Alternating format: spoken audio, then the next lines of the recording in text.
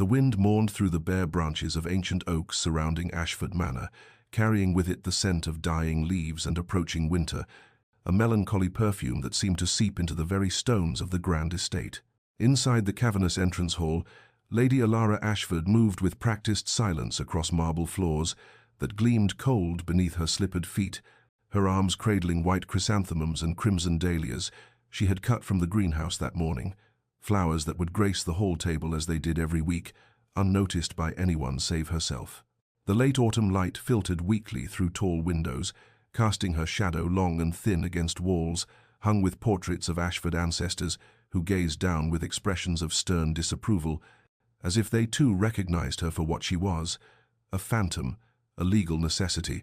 a wife in name alone who had haunted these corridors for 10 years without ever truly inhabiting them. She arranged the blooms with careful precision, her fingers remembering the task even as her mind wandered to the familiar territories of her solitude, thinking how strange it was that one could be married and yet so profoundly alone, legally bound to a man who treated her with the same courteous distance one might afford a visiting dignitary rather than the woman who shared his name. Sebastian Ashford, Duke of Ashford, had not spoken her Christian name since their wedding day,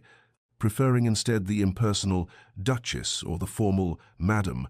titles that created walls between them more impenetrable than the separate bedchambers they occupied in the manor's east wing. Their marriage had been a transaction, nothing more her father's crumbling estate, saved from ruin in exchange for her hand, her bloodline, her dutiful presence at social functions, where she smiled and curtsied and played the role of devoted duchess, while her husband stood across crowded ballrooms, his dark eyes never quite meeting hers, his tall frame always angled slightly away, as if even proximity might suggest an intimacy that did not exist. She stepped back to assess the arrangement, adjusting a dahlia that drooped slightly, and caught her reflection in the gilded mirror above the table. A woman of 29 who looked older, her chestnut hair pinned severely back, her grey eyes holding a weariness that came not from hardship, but from the slow erosion of hope, from years of existing as furniture in another person's house, beautiful perhaps but ultimately decorative, serving a purpose but never truly seen. The grandfather clock in the corridor chimed 3, its deep tones echoing through empty rooms, and she knew without looking that Sebastian would be in his study, behind the heavy oak door he kept closed against intrusion, working on estate matters or correspondence, living his life in careful compartments that did not include her. But before our lover's fate is revealed, subscribe so you never miss a chapter of romance and scandal. And tell us in the comments, where are you watching from? Now, let's begin. The morning ritual had not varied in a decade, a choreography of absence so practiced it required no thought. Alara descended to the breakfast room precisely at 8, knowing she would find only her own place setting arranged at the long mahogany table, the Duke having taken his meal at 7 and retreated to his study, where he would remain until evening, and the household, moving around him like water around stone, while she moved through it like morning mist, present but insubstantial. She ate without appetite, the eggs and toast turning to ash in her mouth, as they always did when consumed in solitude, the silence broken only by the clink of silver against porcelain and the distant sounds of servants going about their duties in other wings of the manor, lives being lived that did not intersect with hers except in the most superficial ways. After breakfast, she met with Mrs. Hartwell, the housekeeper, to discuss menus and household matters, suggestions Alara made that were received with polite nods and promptly ignored. The older woman, having served the Ashford family for 30 years and seeing no reason to defer to a duchess who held the title but not the authority, who had never been granted the keys to the household despite a decade of marriage. The library became her refuge in the afternoon hours, a room of leather and old paper where she could lose herself in novels that spoke of passion and connection, and of marriages built on something more than financial necessity, though she was always aware of Sebastian's presence behind the closed door of his adjacent study, could hear the scratch of his pen, the occasional low murmur of his voice when his man of business called, separated from her by nothing more than wood and plaster, yet utterly unreachable. Dinner brought their only interaction, a painful formality where they sat at opposite ends of the table, an expanse of polished wood between them that might as well have been an ocean, and engaged in conversation so stilted it barely qualified as communication. "I trust you are well, madam," he would inquire, his dark eyes skimming past her face, as if direct eye contact might create an intimacy he could not tolerate. "Quite well, your grace, and yourself?" she would reply, her voice steady despite the way her hands trembled slightly in her lap, a tremor born of proximity to the only man who had ever moved her, who continued to move her despite years of careful distance. They discussed the estate, the weather, upcoming social obligations, their words circling everything that mattered while touching nothing of substance, and she thought how strange it was that two people could share a name, a home, a legal bond recognized by church and state, yet remain such profound strangers to one another.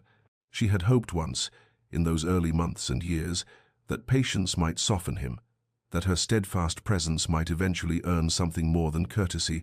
but hope was a dangerous companion, and she had learned to lock it away, to protect the tender places of her heart behind walls as impenetrable as his own. When the meal concluded, he would rise, bow slightly, murmur, "Good evening, madam," and withdraw, leaving her to finish her wine alone before climbing the stairs to her chambers in the east wing, walking past his door always closed, always dark beneath the frame, to her own room 20 paces distant, the space between their doors, a physical manifestation of the chasm that defined their marriage, a distance measured not in feet but in years of silence, in words never spoken, and in a loneliness so complete it had become her constant companion, more reliable than any husband could ever be. The memory came to her unbidden as she stood before the wedding portrait in the long gallery, a painting she rarely visited but found herself drawn to on this particular grey afternoon, when the weight of her solitude felt heavier than usual, and there she was, captured in oils 10 years younger, barely 19, with hope still visible in her painted eyes, standing beside Sebastian, who looked exactly as he did now, save for a few silver threads at his temples, both of them frozen in formal poses that captured the essence of their union.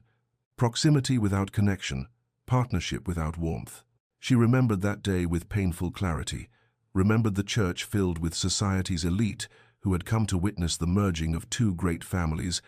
though none present had been fooled into thinking this anything more than what it was, a business transaction dressed in orange blossoms and white silk. Her father had stood in the front pew, his relief so palpable she could feel it even through her veil, the weight of his debts lifted by her sacrifice, his estate saved by her agreement to become the Duchess of Ashford. And she had not begrudged him this salvation, even as she spoke vows to a man whose dark eyes remained fixed somewhere over her shoulder, who placed the ring on her finger with the clinical precision of a solicitor executing a contract. Sebastian had been 28 then,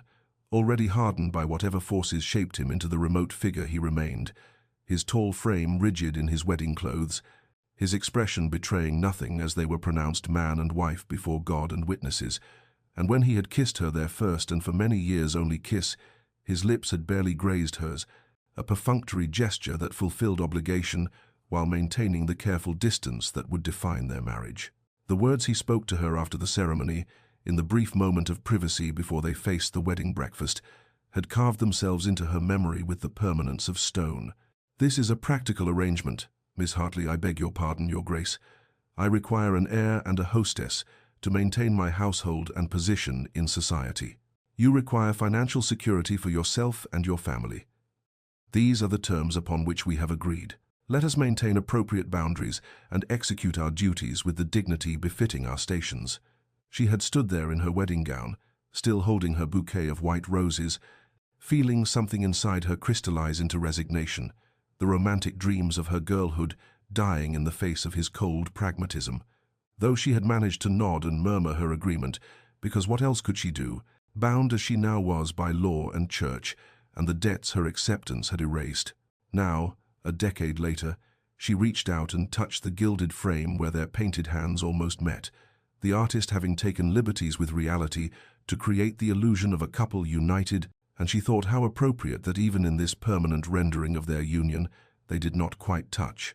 The space between their hands, a gap that had never closed, a distance measured not in inches, but in years of silence, and separate bedrooms and dinners consumed at opposite ends of 2 long tables, and she wondered, not for the first time, if he ever looked at this portrait and felt anything at all, or if she had simply become another piece of furniture in his grand house, noticed only when absent, valued only for function, loved not at all. Weeks passed with the steady rhythm of changing seasons, winter's harshness giving way to the tentative promise of early spring. And during this time, Elara began to notice things she told herself were meaningless, coincidences that her lonely heart inflated into significance, though she knew better than to trust such observations after a decade of careful disappointment. She would descend the staircase in the morning and catch his hand, pausing on the banister, when her laugh echoed from the servants' corridor, where she had shared some small jest with young Mary the housemaid, his dark head turning slightly as if to locate the source of that sound before he continued on his way without acknowledgement, and she thought it nothing until it happened again, and then again, until the pattern became undeniable even as she denied it to herself. At the dinner party they hosted for Lord and Lady Pemberton and a dozen other members of the county's elite. She felt his eyes on her as she moved through the ballroom, ensuring guests were attended to, his gaze following her progress from the refreshment table to the card room to the terrace where the gentlemen smoked. And when she glanced his way, she found him looking elsewhere, but something in his posture betrayed that his attention had only just shifted, the way a person stands when caught in observation they did not wish acknowledged. The most peculiar moment came late one evening when she retired to her chambers, following the same path she had walked for 10 years, and she heard his footsteps behind her in the corridor, heavier than usual, deliberate. And when she reached her door and glanced back, she saw him standing at his own entrance, 20 paces distant, his hand on the handle, but his body turned slightly toward her, and his expression, in the dim lamplight, unreadable but intense. And for a full minute they stood thus suspended in the hallway's shadows before he gave a slight nod and disappeared into his room, leaving her standing there with her heart pounding for reasons she could not name, or would not name for fear of being wrong. Asterisk, you are imagining things. Asterisk, she told herself firmly as she prepared for bed that night. Asterisk, 10 years of loneliness can make one see what isn't there, can transform courtesy into tenderness and coincidence into meaning. Asterisk. But the observations continued, small accumulations that built like snowfall, individually insignificant but collectively impossible to ignore, and one afternoon she sat at the pianoforte in the music room, a space she favored for its eastern light and its distance from Sebastian's study, playing a Chopin nocturne she had learned as a girl, her fingers finding the melancholy melody with ease born of repetition, and she was so lost in the music that she did not see the shadow that fell across the hallway outside, did not know that Sebastian stood there in the darkened corridor, listening with an expression on his face that would have stopped her heart had she witnessed it, a look of such naked longing and regret that it transformed his normally stern features into something vulnerable, almost broken. He had been walking past, intending to review the steward's reports in the library, when the music reached him, her music, played with a grace and feeling that spoke of inner depths he had deliberately ignored for a decade, and he found himself unable to move, unable to do anything but stand there and listen, while something in his chest tightened painfully. Asterisk, I have denied myself this. Asterisk, he thought. Asterisk denied us both this. And for what? For pride? For fear? For adherence to boundaries I myself imposed because I was too much a coward to risk vulnerability? Asterisk. The attraction he had felt from their wedding day, perhaps even before, an attraction he had ruthlessly suppressed beneath layers of duty and propriety, and the lessons his cold father had taught him about the dangers of showing one's heart, surged through him now with such force that he had to brace himself against the doorframe, and he knew in that moment that he could not continue this way, that something would have to give, though the fear that had governed him for so long still held him frozen in that hallway, listening to his wife play music that spoke of everything they were not to each other, while his hands clenched at his sides with the effort of not going to her, not crossing that threshold and disrupting the careful distance that had defined their marriage, not risking the rejection he was certain would come if she knew the true depth of his regard. And so he stood there in the shadows until the last notes faded into silence, then turned and walked away before she could discover him there, a coward still despite his moment of revelation. The storm came without warning on an afternoon in late April, when the air had grown thick with the promise of rain and the sky darkened to pewter, clouds rolling across the estate with the swiftness that characterized spring weather in the English countryside, and Ilara had sought refuge in the library, as she often did when the weather turned, settling into the window seat with a volume of poetry she had been meaning to read, the French doors to the conservatory standing open to admit what little light remained in the gloom. She was deep in a particular verse about longing and distance when the first crack of thunder shook the house, so violent that the windows rattled in their frames, and she looked up to see the trees beyond the glass, bending nearly horizontal under the force of wind that had risen from nowhere, the leaves and small branches torn free and sent spinning through the air like debris from some great explosion. And she stood quickly, moved to close the conservatory doors before the rain came, but she had barely reached them when she heard it a sound like the world splitting open, a tremendous groaning crack followed by the shriek of wood surrendering to forces beyond its capacity to resist. The ancient elm that had stood sentinel beside the conservatory for longer than the house itself gave way, its massive trunk splintering as the wind caught it at precisely the wrong angle, and Ilara stood frozen in the doorway watching it fall, watching tons of wood and branch arcing toward the glass structure with the terrible inevitability of disaster, time seeming to slow even as everything accelerated, and she knew with crystalline clarity that she should move, should run, but her body refused to obey, rooted to the spot by shock or fear or simple disbelief that this was happening. Then hands gripped her arms, strong and urgent, and she was pulled backward with such force that she stumbled, would have fallen if not for the body behind her, solid and protective, and she heard Sebastian's voice close to her ear saying, "Get down," as he turned her away from the windows, his arms coming around her to shield her with his own body, as the world exploded into chaos, glass shattering in a cascade of crystalline destruction, the tree crashing through the conservatory's delicate framework with the sound of a building collapsing, rain suddenly pouring through the violated structure to drench everything within reach. They stood there pressed together in the library doorway, his arms locked around her, her face against his chest where she could feel the rapid hammering of his heart, both of them breathing hard from shock and the nearness of catastrophe. And for a long moment neither moved, the rain and wind howling through the ruined conservatory while they remained in their protective embrace, and Ilara became aware of every point where their bodies touched, the warmth of his hands on her back, the strength in the arms that held her,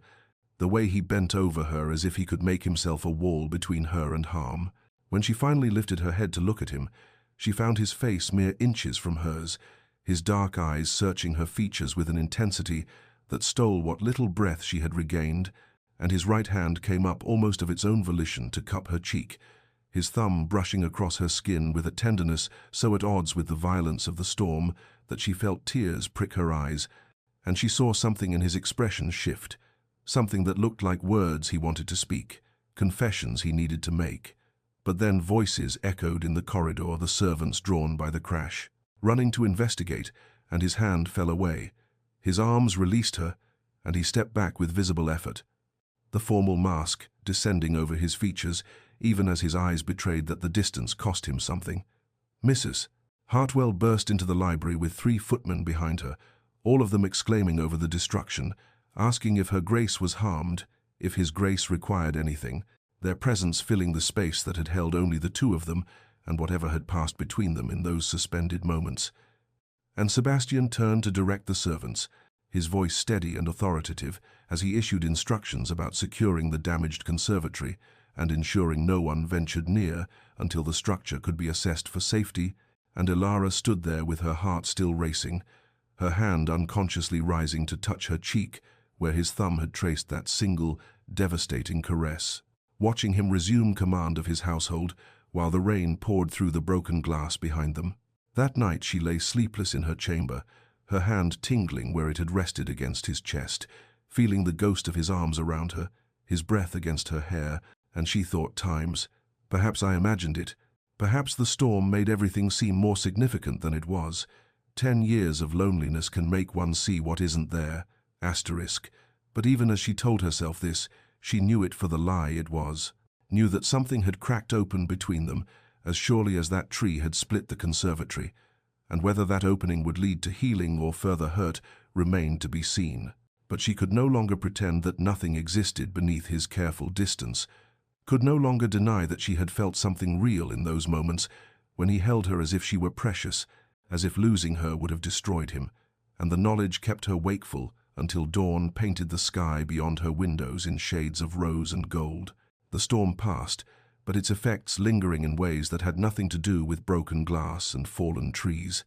The weeks that followed the storm brought changes so subtle that Ilara might have missed them had she not been watching for them with the desperate attention of someone who has been starved and suddenly catches the scent of sustenance.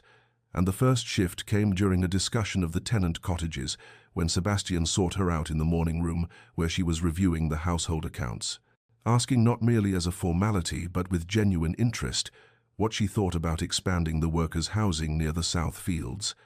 And when she offered her opinion that the families there needed better access to the well and perhaps a small schoolhouse for the children,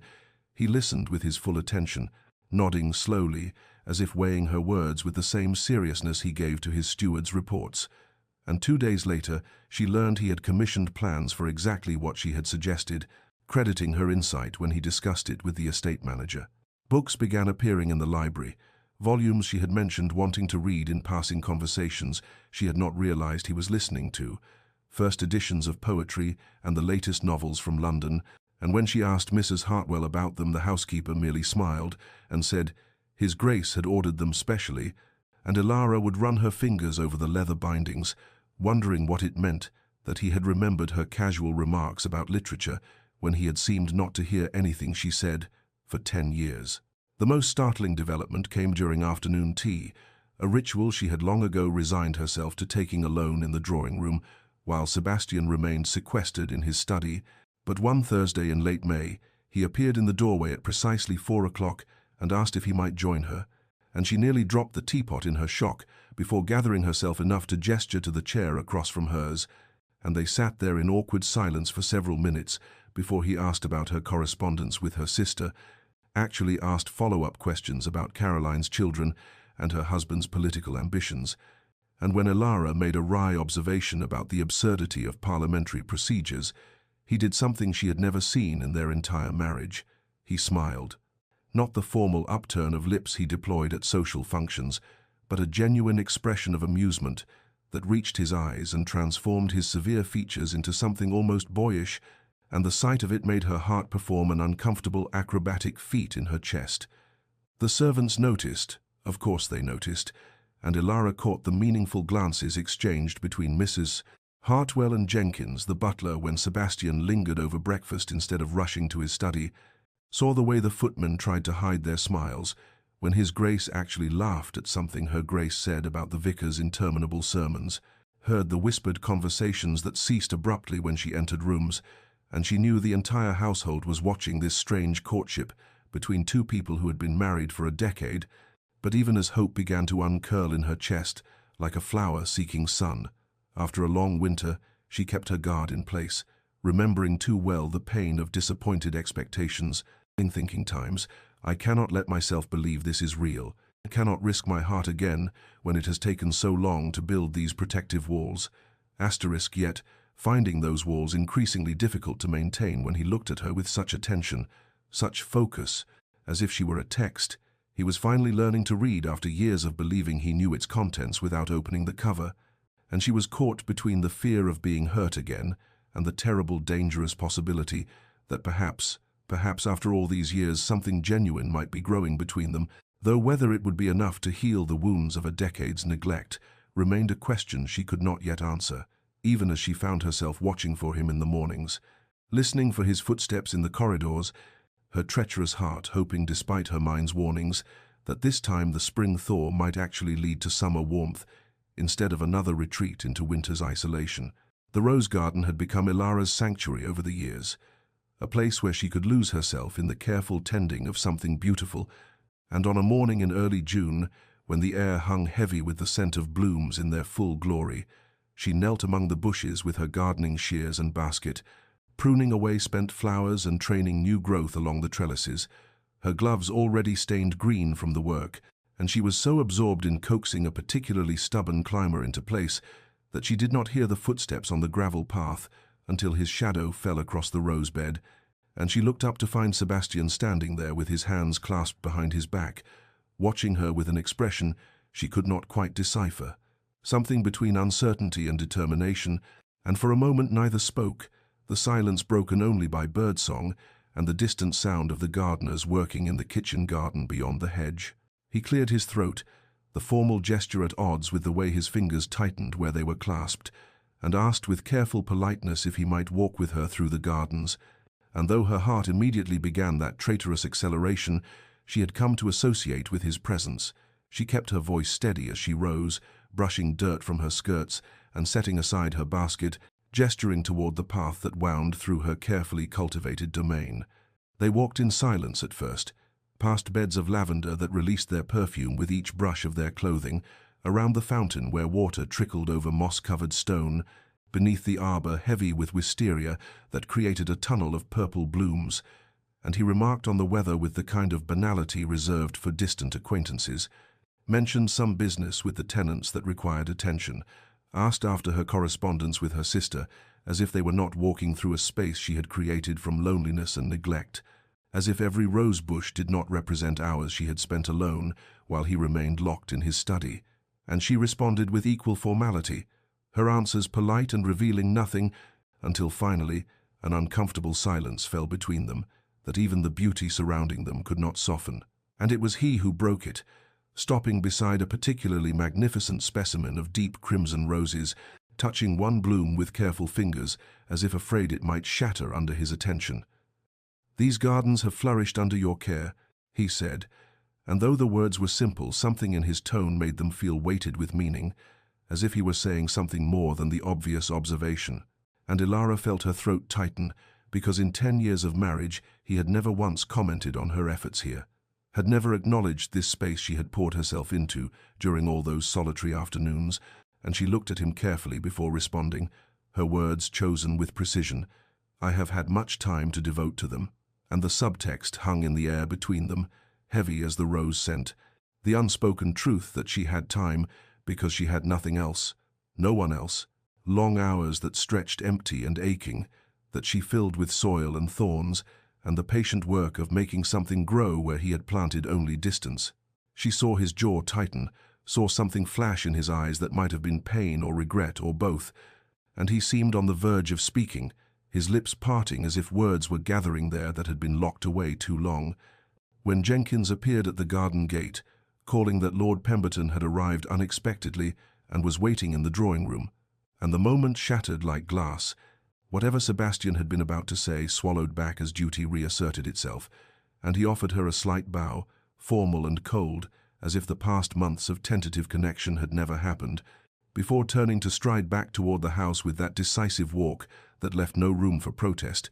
and Ilara stood alone among her roses, with her heart beating too fast, and her hands trembling slightly as she touched the crimson bloom he had caressed, thinking that she had been a fool to hope that a single compliment after a decade of silence could mean anything real, yet unable to forget the way his voice had softened when he spoke of the gardens flourishing, as if he wished he could say the same of her, as if he knew exactly how much time she had spent here, alone, and regretted every moment of it.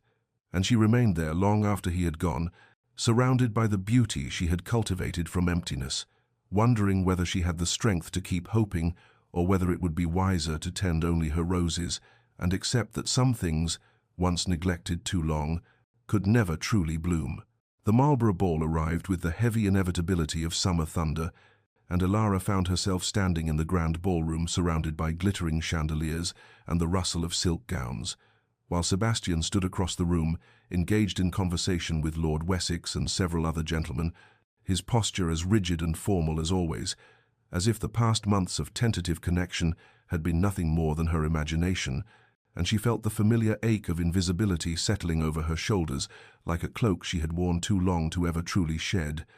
until Baron Frederick Ashton approached with that charming smile that had won over half the mothers in London society, and asked if she would honor him with a dance. And something reckless stirred in her chest, a defiance born of too many years spent waiting for a husband who would not see her, so she accepted his hand and let him lead her onto the floor, where they moved through a waltz with an ease that surprised her,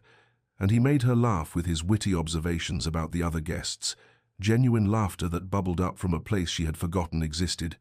And when the music ended, he did not release her hand, but instead requested another dance, and then another, and his attention so focused and flattering that she almost forgot to guard herself against the pleasure of being noticed, of being seen as something other than a ghost, haunting the corridors of her own home. She did not see Sebastian watching from his position near the windows, did not notice how his knuckles whitened where his hand gripped his glass, how his jaw tightened with each turn she made in the Baron's arms, how his eyes tracked her movement across the floor with an intensity that made Lord Wessex pause mid-sentence and follow his gaze with raised eyebrows. And when Baron Ashton suggested during their third dance that perhaps they might take some air in the garden, that the ballroom had grown rather warm, and he had heard the Marlborough roses were particularly fine this year, Ilara hesitated only a moment before nodding, thinking, "Times, why should I not accept kindness where it is offered, when my own husband treats me as furniture asterisk?" But before they could move toward the terrace doors, Sebastian materialized at her elbow with such sudden force that both she and the Baron stepped back in surprise, and his Grace's voice was cold as January frost when he informed Baron Ashton that the Duchess had a prior engagement, that he required her presence for introductions to several important guests, his hand closing around her arm with a possessiveness that was entirely new and shocking in its barely controlled intensity,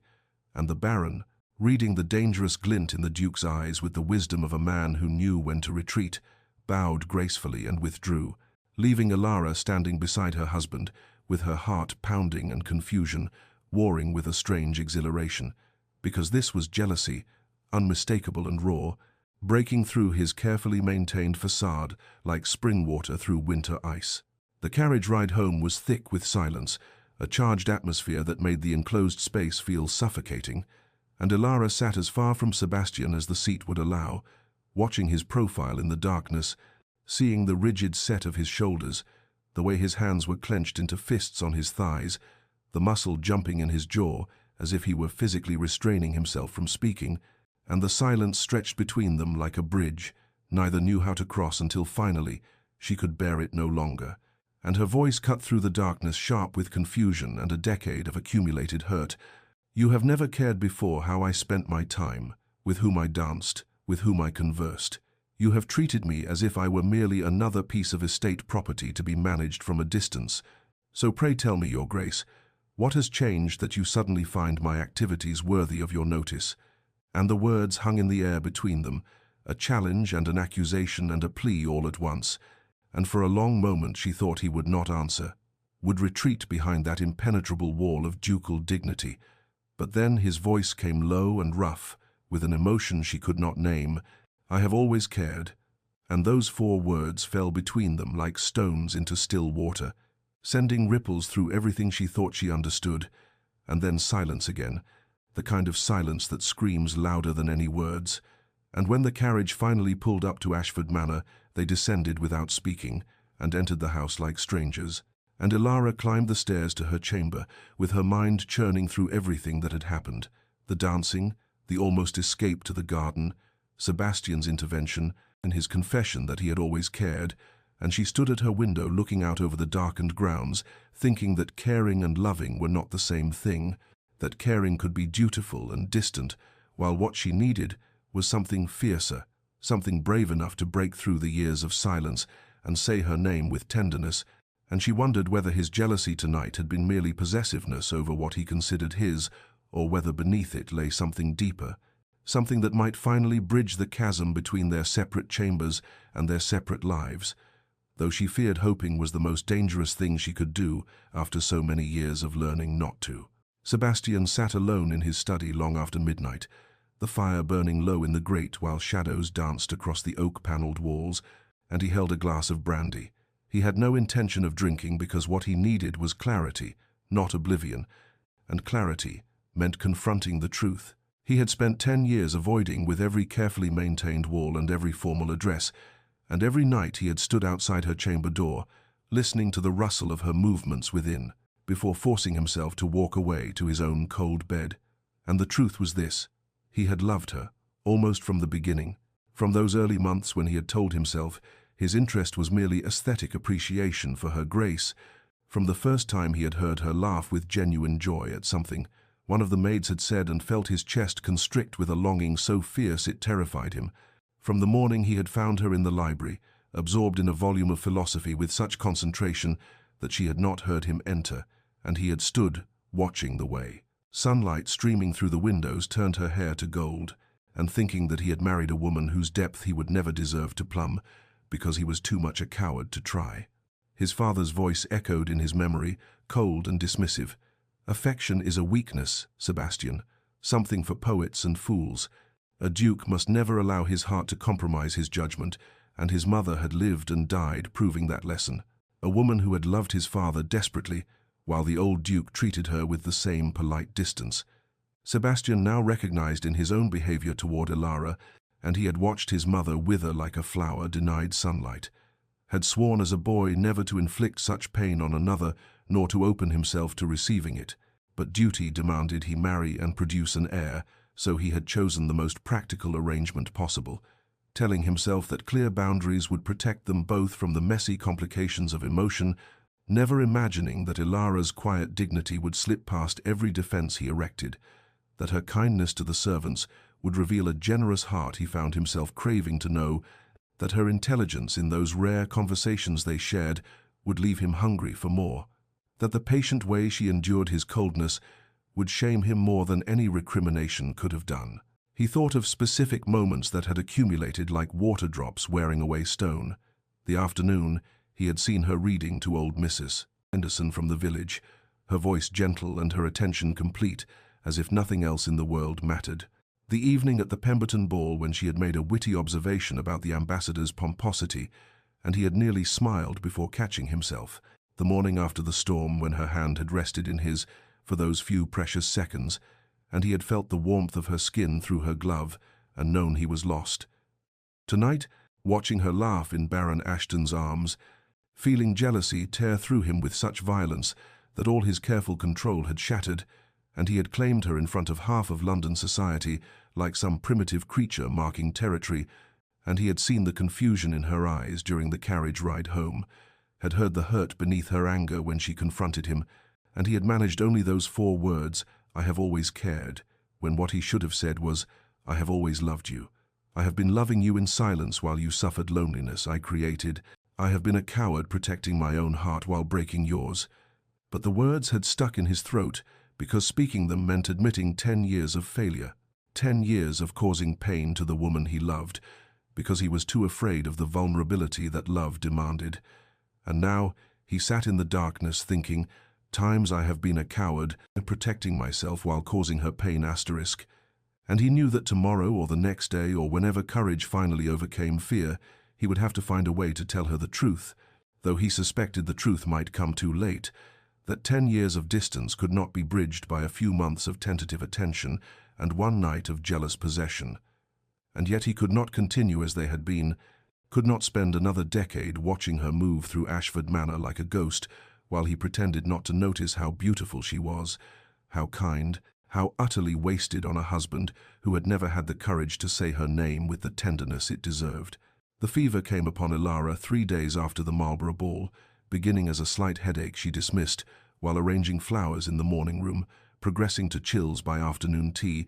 and by evening she could barely stand as her maid helped her to bed while Mrs. Peterson sent for the physician with urgent haste, and by the time Dr.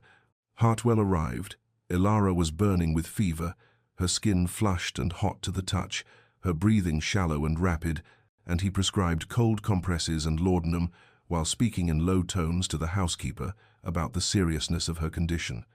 And when Sebastian was informed, he appeared in her doorway still dressed for dinner, his face going pale at the sight of her small form lost in the large bed, her hair spread across the pillow dark with sweat,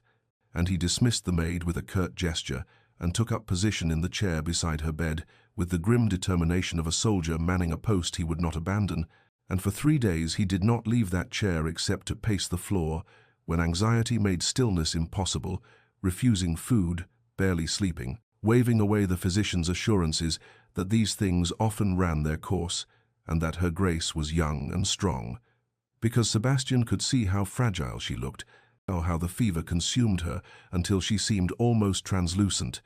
and he held her hand through the long nights while she drifted in and out of consciousness, sometimes calling out names he did not recognize, sometimes weeping for reasons he could not fathom,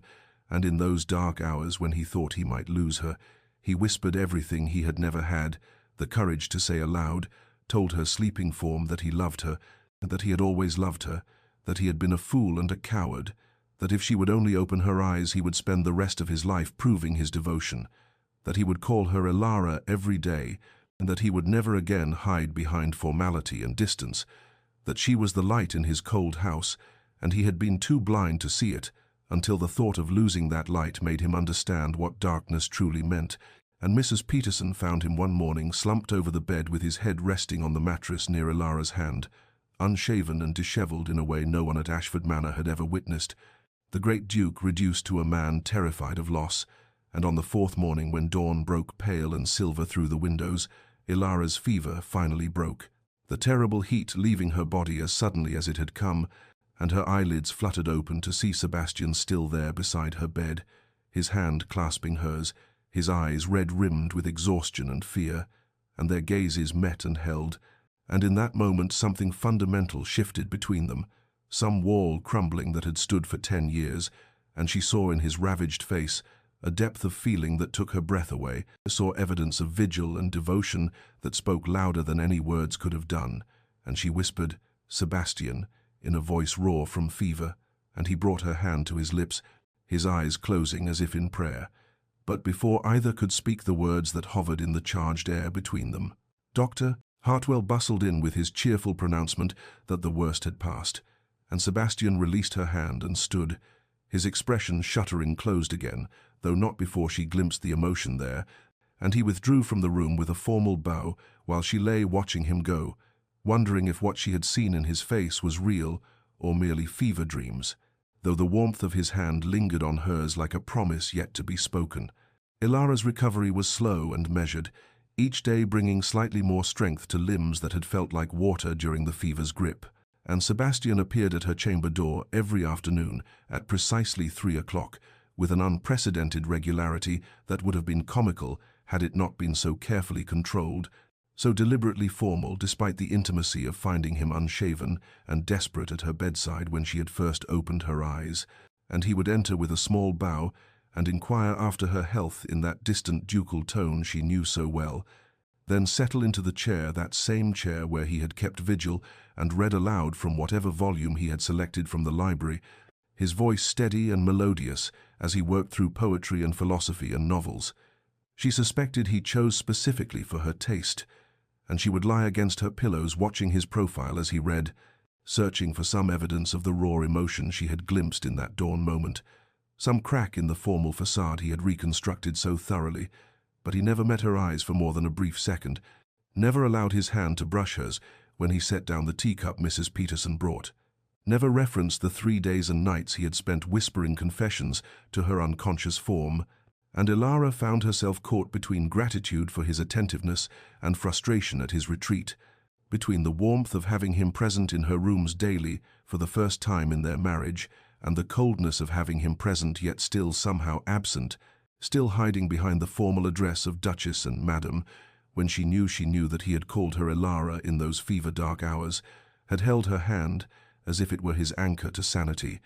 had revealed depths of feeling that now seemed to have vanished like morning mist, and she was still too weak to push, too exhausted to demand the honesty that hovered between them, unspoken, so she simply listened to his reading and watched him, and thought, "Times I cannot continue this way. I cannot spend another 10 years in this half-life, where tenderness appears and disappears like sunlight through clouds,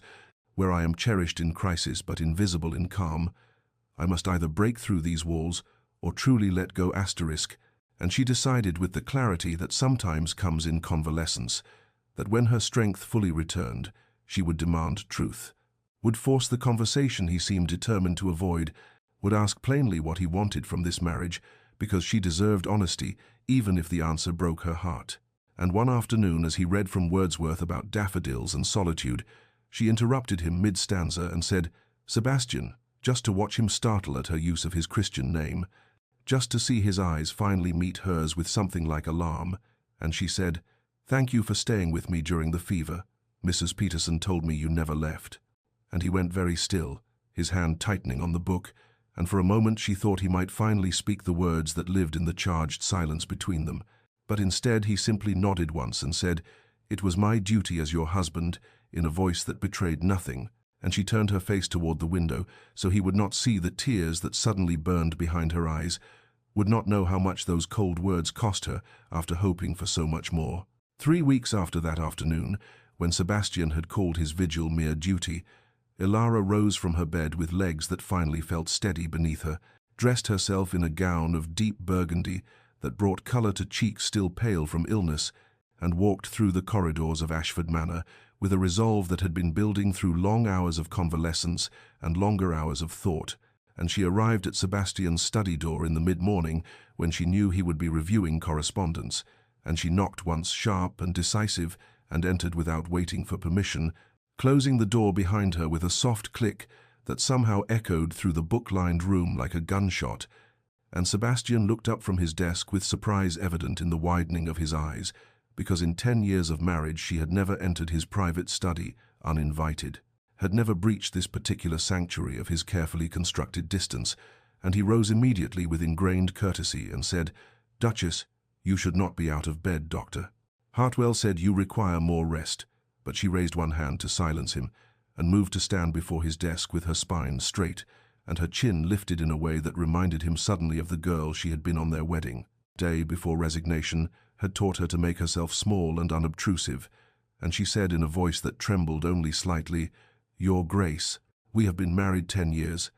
and she watched his jaw tighten at her use of his formal title,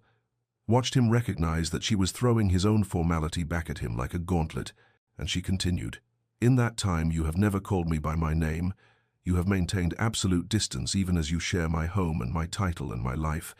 and yet recent weeks have suggested something different. Your vigil during my illness, your daily visits, your reading, to me, as though I were someone you actually cared to spend time with, and I cannot continue in this state of uncertainty. I cannot live in this half-existence where tenderness appears and vanishes like morning fog, where I am cherished in crisis but invisible in calm, where I do not know if you stayed by my bedside out of duty or devotion or something else entirely." And her voice grew stronger as she spoke, 10 years of silence finding its voice at last. And she said, "I deserve honesty, Sebastian," using his Christian name deliberately, watching him flinch as though she had struck him. And she finished, "What do you want from this marriage?" And the question hung in the air between them like something living and dangerous. And Sebastian stood frozen behind his desk, with his hands gripping the edge of the mahogany surface so tightly his knuckles showed white, and she could see him struggling with some internal battle, could see the careful walls he had constructed around himself beginning to crack under the weight of her direct confrontation, and for a long moment he said nothing, while the clock on the mantel ticked away, seconds that felt like hours, and then his mouth opened as though to speak, but no words emerged, and she waited with her heart pounding so hard she thought he must surely hear it, waited for him to finally tell her the truth that would either break her heart completely or begin to mend it. Sebastian stood frozen for a moment longer, then moved with sudden decision away from his desk toward the tall windows that overlooked the east gardens, where morning light spilled across manicured lawns, still wet with dew, and he turned his back to her because it was easier to speak without her eyes upon him, easier to crack open the armor he had worn for so long if he did not have to witness her reaction to each painful revelation, and his voice when it came was lower than usual, rougher, as though the words themselves scraped against his throat on their way out, and he said, "My father was the 4th Duke of Ashford, a man of impeccable reputation and absolute coldness, and he taught me from the time I could understand language that emotion was weakness, that a duke must never show vulnerability. That sentiment was for lesser men who had the luxury of insignificance," and Sebastian's hands clasped behind his back in a posture of rigid control, even as his voice betrayed the cost of maintaining that control for so many years, and he continued, "When I married you, I believed I was doing the honorable thing. Your father needed salvation from debt. I needed a duchess of appropriate birth and breeding. It was a practical arrangement that benefited both families, and I told myself that maintaining distance was the kindest approach, that it would spare you the burden of expectations I could not meet, spare you disappointment in a husband who had been trained since childhood to offer nothing of his heart. and he paused, his reflection ghostly in the window glass. And when he spoke again, his voice had dropped to barely above a whisper. "I thought I was protecting you from the coldness I had inherited like a family heirloom. I thought keeping formal boundaries meant I was being honest about the limitations of what I could offer. I thought sparing you the burden of my regard was a form of kindness, when in truth it was only cowardice dressed in the costume of honor." And the words hung in the air between them like confession and accusation both, and Sebastian drew a breath that seemed to cost him something vital, and said, "I was wrong." And the admission was stark and simple and devastating, and he turned from the window at last to face her, his expression stripped of its usual careful neutrality, his eyes meeting hers with something raw and undefended, and he said, "I have been wrong for 10 years, Ilara, wrong about what honor required, wrong about what kindness meant, wrong about everything except the one truth I was too afraid to speak." But before he could continue, before he could finally say the words that pressed against his chest like a physical weight, there came a sharp knock at the study door and Thompson's urgent voice calling, "Your Grace, forgive the interruption, but there is a matter of extreme urgency. Lord Pemberton has arrived with the magistrate, and they insist on speaking with you immediately regarding the railway investment." And Sebastian closed his eyes briefly, as though in pain, and when he opened them, Ilara could see the moment when he retreated back behind his walls, could see him reaching for the familiar armor of ducal authority, even as something in his expression begged her to wait, to give him time to finish what he had only just begun. Lord Pemberton proved to be merely the messenger of catastrophe, for behind him came Mr. Blackwell, the family solicitor, bearing ledgers and documents that painted a picture of systematic betrayal, and within the hour Sebastian's study had transformed into a war room where men in dark suits spoke in hushed, urgent tones about railway investments gone disastrously wrong, and a business partner named Cornelius Thorne, who had, it seemed, been systematically embezzling funds from the Ashford estate for the better part of 3 years, using Sebastian's name and reputation to secure loans that had never been invested as promised, but had instead disappeared into Thorne's private accounts,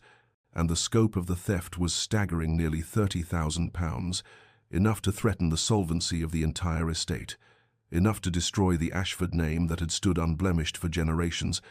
And Ilara had withdrawn from the study when the men arrived, retreating to the drawing room, where she sat with hands folded in her lap and listened to the muffled voices rising and falling beyond the oak door, and she understood that whatever confession Sebastian had been about to make, whatever truth had been trembling on his lips, had been swallowed by this new crisis, postponed indefinitely by the demands of duty and disaster, and as the days unfolded, she watched him retreat completely into the role of Duke, saw him become once again the distant formal figure she had known for a decade, except now there was a haggardness to his features, a shadow beneath his eyes that spoke of sleepless nights and impossible choices, and he took his meals in his study, worked through the night reviewing accounts and meeting with solicitors and magistrates, barely emerged, except to receive more bad news or issue more instructions, and Ilara found herself wandering the corridors of Ashford Manor like a ghost again, invisible and unnecessary, except this time the invisibility chafed differently, because she had tasted the possibility of something more and now watched it slip away beneath the weight of scandal and ruin, and she knew she should leave him to his crisis, knew she had no place in the masculine world of finance and law, knew her presence would only be a distraction. But on the 4th night, when she passed his study at 2 in the morning and saw lamplight still burning beneath the door, she could not simply walk past, and she entered without knocking to find him slumped over his desk, surrounded by ledgers and legal documents, his head in his hands, and when he looked up at her approach, his expression was so raw with exhaustion and despair that something in her chest cracked open, and she said quietly, "You cannot save the estate if you destroy yourself in the process." But he only shook his head and said, "If I cannot save it, then I have failed in the one duty that was truly mine. I will have proven my father right, that I was never worthy of this title." And the defeat in his voice was so complete that Ilara made a decision in that moment, and she said, "Show me the accounts." And when he protested, she said more firmly, "Sebastian, show me the accounts. I may not have a head for railway investments, but I have managed this household for 10 years. I understand ledgers and patterns and where money should flow, and 2 pairs of eyes are better than one when searching for what the lawyers have missed." And perhaps it was exhaustion that made him acquiesce, or perhaps it was the memory of her standing in his study days earlier demanding honesty. But he gestured to the sprawling chaos of paperwork and said, "Then look, though I fear there is nothing to find except evidence of my own blindness." And Ilara pulled a chair close to his desk and began to read. The pattern Ilara had discovered revealed itself slowly over the following weeks as she and Sebastian worked side by side in his study. The room that had once been his exclusive domain now transformed into their shared war room, where ledgers sprawled across every surface and documents covered the Persian carpet in careful arrangement, and she found that her years of managing household accounts had given her an eye for discrepancies that the lawyers in their focus on large transactions had overlooked. For she noticed the small irregular payments, the quarterly disbursements that should have aligned with dividend schedules but were offset by weeks, the way certain expenses appeared in triplicate across different accounting books, as though someone had been deliberately creating confusion. And when she showed Sebastian her notations, he studied them with an intensity that made her aware of how close they sat, their shoulders nearly touching as they bent over the same page. And he said, "You see what I could not. You've found the thread we can pull to unravel Thorn's entire scheme." And there was wonder in his voice, mixed with something that might have been regret. And he added more quietly, "How did I not know you possessed this brilliance?" But before she could answer, he was already calling for Thompson to summon the solicitors. And the work consumed them both, days blending into nights as they traced the pattern she had found, following the thread of Thorn's deception through 3 years of accounts, until they had built a case so comprehensive that even the magistrate admitted it was unprecedented in its thoroughness. And during those long hours of collaboration, something shifted between them, not in any single dramatic moment, but in the accumulated weight of shared purpose. For they took their meals together now in the study, cold suppers eaten while discussing strategy. And Sebastian began asking her opinion not from politeness, but from genuine respect, would pause in his pacing to hear her thoughts on which approach might convince the railway board, or how to phrase a particular letter to investors. And she found herself offering ideas she would never have dared voice before, found him listening with an attention that made her feel truly seen, for perhaps the first time in their marriage. And sometimes when the work grew tedious, he would read aloud from correspondence to make her laugh at the pompous language certain lords employed, or she would offer a wry observation about human nature that would surprise from him an actual smile, and the servants noticed this transformation. Mrs. Hendricks remarking to Thompson that it was about time. His Grace recognized the treasure he had married, and one night, when they had worked past midnight, and exhaustion had made them both punchy with laughter over a particularly absurd legal document, Ilara felt her eyes closing over the ledger before her and tried to fight the wave of sleep, but it pulled her under, despite her resistance, and she woke hours later being carried, and realized with a start that Sebastian held her in his arms, was carrying her through the darkened corridors of Ashford Manor with a gentleness that made her breath catch, and she kept her eyes closed, pretending still to sleep, because she wanted this moment to last, wanted to memorize the feeling of his arms around her and the steady beat of his heart beneath her ear. And when he reached her chamber door, he hesitated there in the darkness, and she felt rather than saw him looking down at her face, felt the moment stretch and deepen into something profound, and she thought he might speak or perhaps lower his head to kiss her brow. But instead, he carried her inside and laid her carefully upon her bed, drawing the coverlet over her with hands that trembled slightly, and only when his footsteps had retreated did she open her eyes to stare at the ceiling and press her fingers to her lips and wonder if transformation could truly be this simple, this quiet, this inevitable as spring following winter. The autumn had arrived again at Ashford Manor, and with it came a transformation of the grounds into a tapestry of amber and burgundy and gold, the ancient oaks that lined the long drive, shedding their leaves in slow spirals that reminded Ilara of falling embers, and she stood at her chamber window watching the season turn, and thinking how strange it was that a year ago she had been invisible in this house, and now she found herself integral to its very functioning, for the crisis with Thorn had been resolved through their combined efforts. The embezzler arrested and the estate's finances slowly recovering, and in the months since they had continued working together, not from necessity but from choice, Sebastian seeking her counsel on matters great and small, their partnership extending beyond ledgers into genuine collaboration, on everything from tenant concerns to agricultural improvements, and yet, for all this companionship, he had not returned to that moment in his study when he had begun to confess something before Pemberton's arrival, and had not spoken of feelings or acknowledged what had shifted between them beyond professional respect, and Ilara found herself suspended in a peculiar limbo where she was no longer invisible but not quite seen in the way her heart desired. And so when Sebastian appeared at the breakfast room that morning and asked with unusual formality if she would walk with him through the estate grounds, she felt her pulse quicken with something between hope and trepidation, and she agreed, though her hands trembled slightly as she retrieved her shawl and bonnet, and they set out together through the gardens she had tended for a decade, past the rose beds, now preparing for winter sleep, and the reflecting pool where fallen leaves floated like small boats, and they walked in silence that felt companionable rather than awkward, until Sebastian led her beyond the formal gardens to the wilder edges of the estate, where an ancient oak tree stood solitary and magnificent, its gnarled trunk testament to centuries of weathering storms. And there he stopped and turned to face her with an expression so serious that her breath caught in her throat, and he said, "Do you remember when I said I've always cared?" And she nodded, because of course she remembered that night in the carriage, when those 3 words had hung between them like a promise unfulfilled, and he continued in a voice that shook despite his evident effort at control, "I spoke incomplete truth that night. Ilara and I have carried the weight of that incompleteness for months now, and afraid, as I have always been afraid, but I find I cannot continue in this half-truth any longer." And she noticed he had used her name, the first time he had spoken it aloud since that feverish confession weeks ago, and the sound of it on his lips made something in her chest expand painfully, and he said more quietly now, as though the words were being pulled from some deep well within him,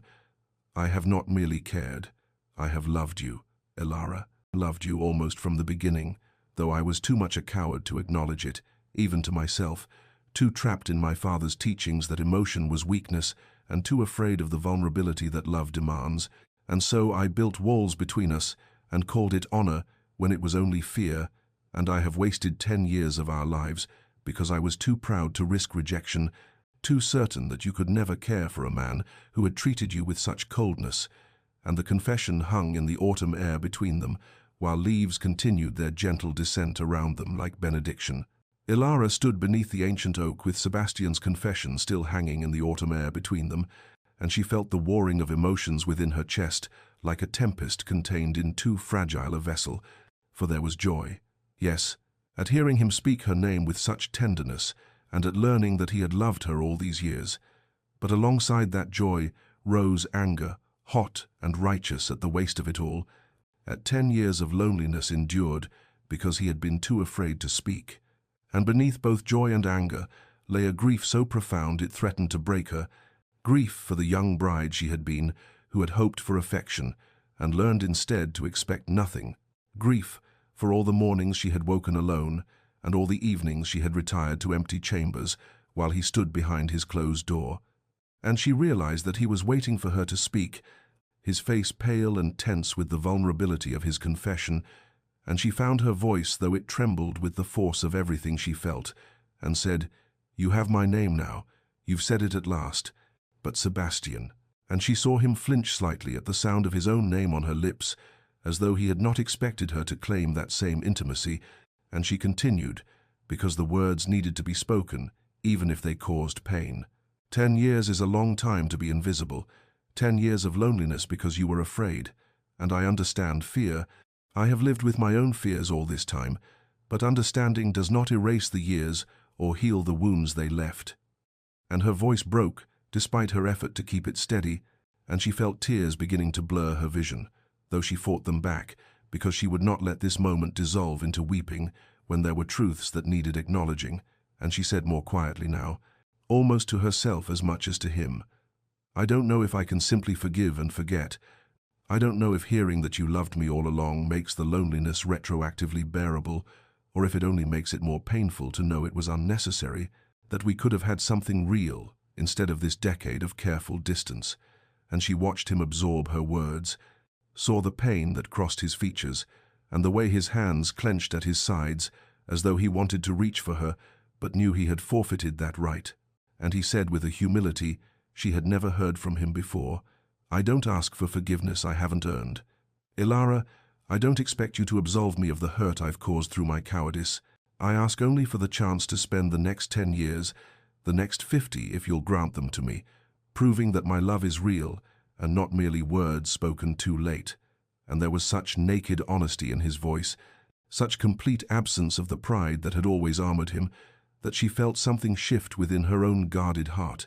Not forgiveness, perhaps, not yet, but the possibility of it,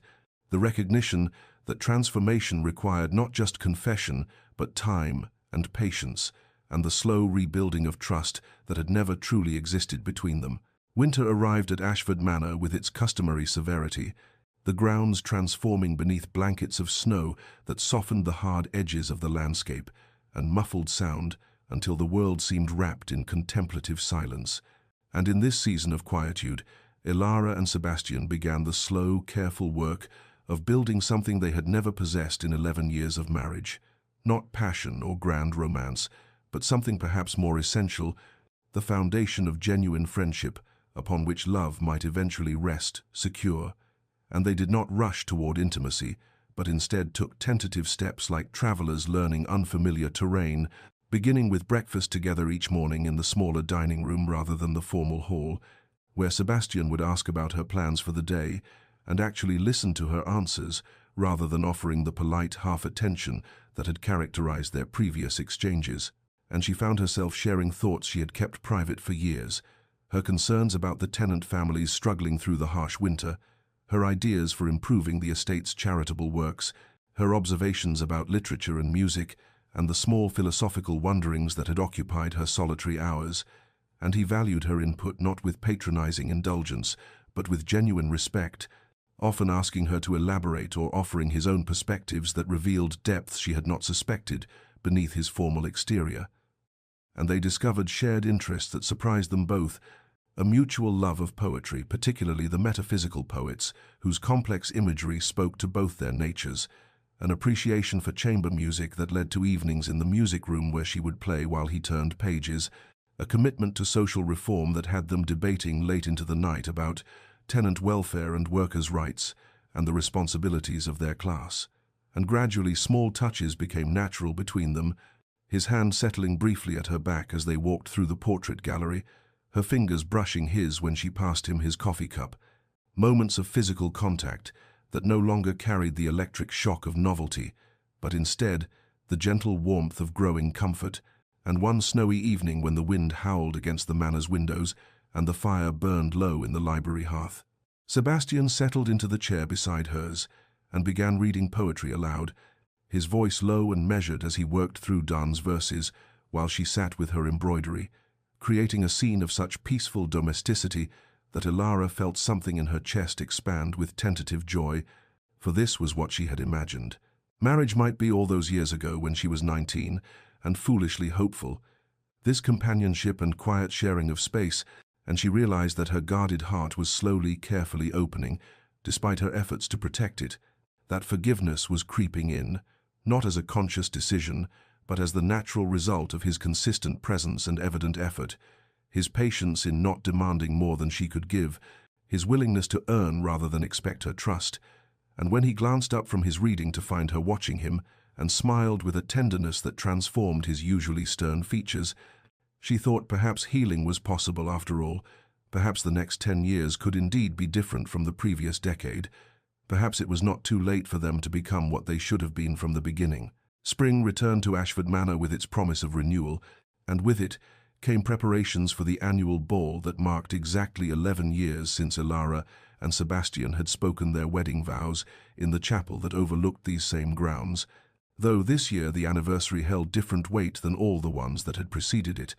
for something had shifted fundamentally between them during the long winter months of companionship and careful trust-building. And as Ilara stood in her chambers that evening, while her lady's maid fastened the emerald silk gown that brought out the green depths of her eyes,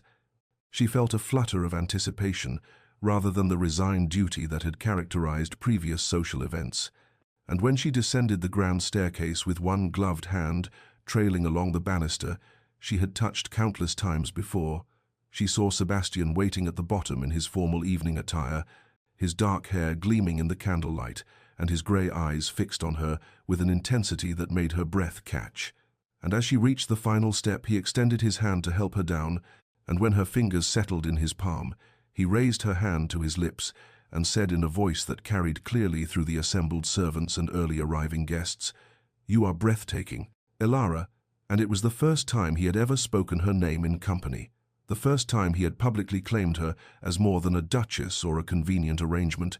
and she felt heat rise to her cheeks as she met his gaze and saw such open tenderness there that her heart seemed to expand beyond the capacity of her chest, and the ball itself passed in a blur of dancing and conversation, where Sebastian remained at her side, rather than retreating to the card-room or his study, where he introduced her not as the Duchess, but as my wife, Elara, where his hand found the small of her back with easy familiarity as they moved through the crowded rooms, and when the last guest finally departed in the small hours of morning, and the servants began extinguishing candles and clearing glasses,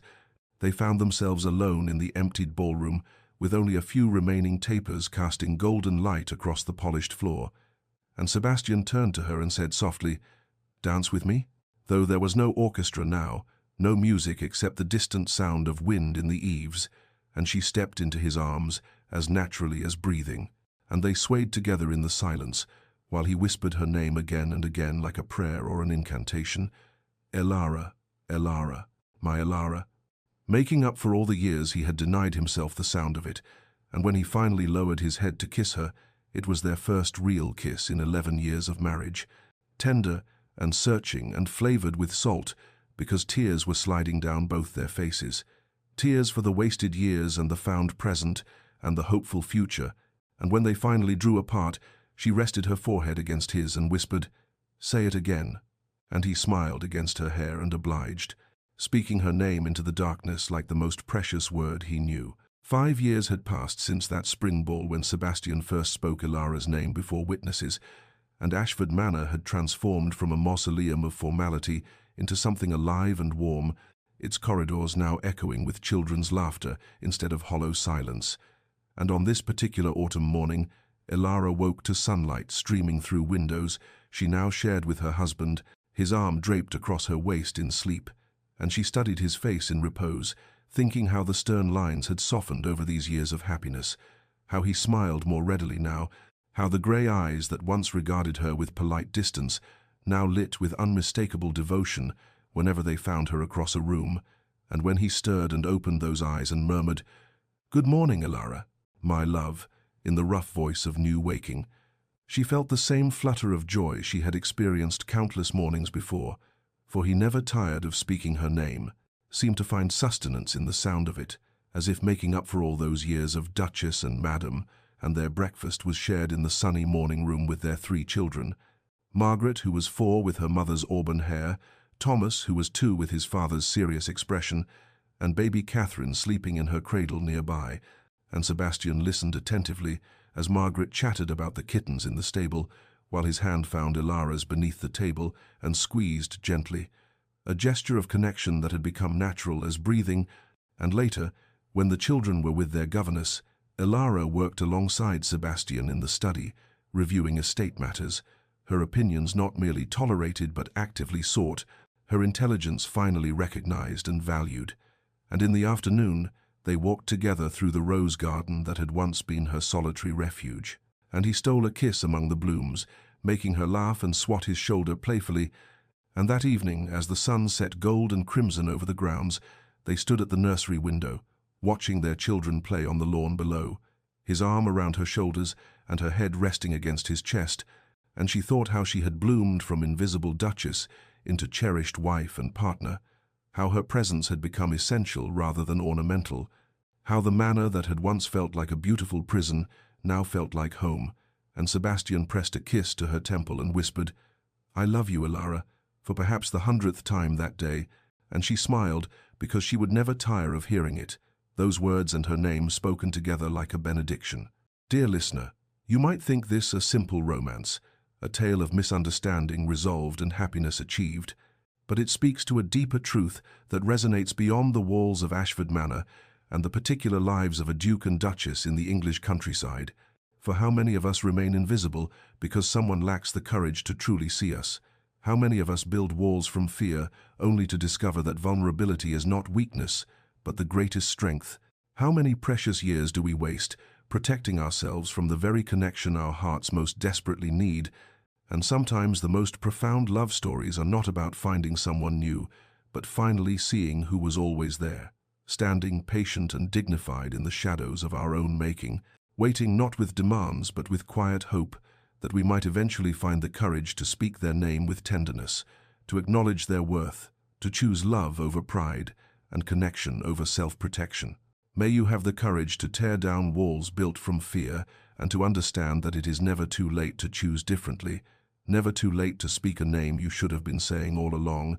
never too late to see the person who has been waiting in plain sight for your recognition. May your heart find peace in both patience and honesty, in the slow, careful work of building trust and the bold declaration of feeling too long suppressed. From Tales of Heart and Home, may your own story be filled with names spoken softly in morning light and love declared boldly before witnesses,